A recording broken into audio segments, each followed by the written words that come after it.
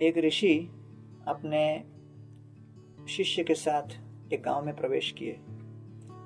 गांव में एक बहुत बड़े करोड़पति थे जो कि वास्तव में बहुत बड़े चोर भी थे, लेकिन क्योंकि उन्होंने साधु पुरुष को अपने घर पर निमंत्रण दिया तो महात्मा जी उनके घर पर गए, कथा किया। फिर तत्पश्चात भोजन के लिए निमंत्रण प्राप्त हुआ, भोजन करने लगे। भोजन परोस रहे थे और परोसते परोसते ये चोर अंदर चले गए रसोई में और भोजन लाने के लिए। तब अचानक पता नहीं क्या हुआ, संत महात्मा ने अपने शिष्य को कहा कि वहां पर जो स्वर्णिम लोटा है उसको उठा लो और अपने बैग में डाल लो। शिष्य भी अवाक रह गए, कभी गुरु ने इस तरह बात नहीं की थी। तुरंत उठाकर उन्होंने अपने लोटे को डाल लिया बैग में। फिर तब वो चोर आए, बाकी भोजन परोसने के बाद संतुष्ट हुए, तृप्त हुए, दक्षिणा लेकर जाने लगे। मार्ग पे जाते जाते अचानक ये ऋषि महात्मा अपने शिष्य को देखकर कहते हैं, अरे हमसे बहुत बड़ी भूल हो गई, हमने उनके सोने का लोटा उठा लिया, कृपा करके जाओ, पश्चाताप व्यक्त करो और इसे लौटा दो। तो शिष्य भी अवाक रहकर पूछने लगे, महात्मा जी, मैं आपके साथ इतने समय भ्रमण कर रहा हूं, आपकी इस प्रकार की विचित्र शैली मैंने कभी देखी नहीं। आपके हृदय में उस तुच्छ लोटे को उठाने का भाव कहां से उत्पन्न हो गया? आप तो स्वाभाविक रूप से विरक्त हो। साधु महात्मा कहने लगे, वास्तव में ये मेरा स्वाभाविक गुण नहीं था, लेकिन जिनके घर में हम भोजन किए वो इतने बड़े उद्योगपति, इतने बड़े रईस जादे, लेकिन चोरी चपाटी से उन्होंने अपना धन कमाया है। और क्योंकि उनके अंदर चोरी की भावना प्रधान है, उनके घर का भोजन खाकर मेरे हृदय के अंदर भी ऐसी ही चोरी की भावना उत्पन्न हो गई और इसलिए मैंने करतूत कर डाली।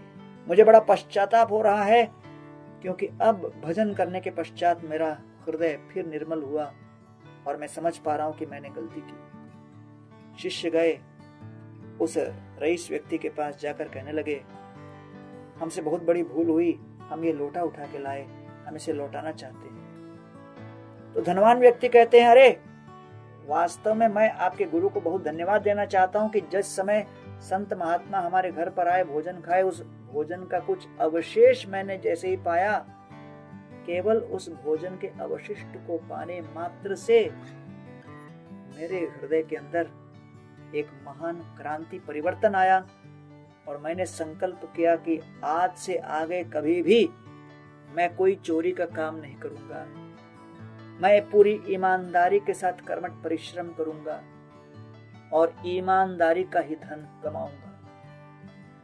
ऐसा हृदय परिवर्तन केवल उन महात्मा जी का उच्छिष्ट का सेवन करके हुआ है। इसलिए मैं उनके प्रति बड़ा कृतज्ञ हूं, क्योंकि दीर्घकालीन इस आदत से मुझे उन्होंने केवल अपने अवशिष्ट मात्र का सेवन करा के छुटकारा दिलाया। कृपा करके मेरी ओर से उपहार स्वरूप इसे स्वीकार कीजिए। शिष्य बड़े विस्मित हुए कि वास्तव में भोजन की क्या शक्ति है। दूषित अन्न खाकर शुद्ध व्यक्ति प्रदूषित हो गया,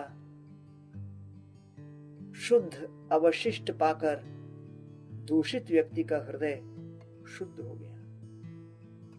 इसलिए वर्णन आया है श्रीमद् भगवद गीता के तात्पर्य में।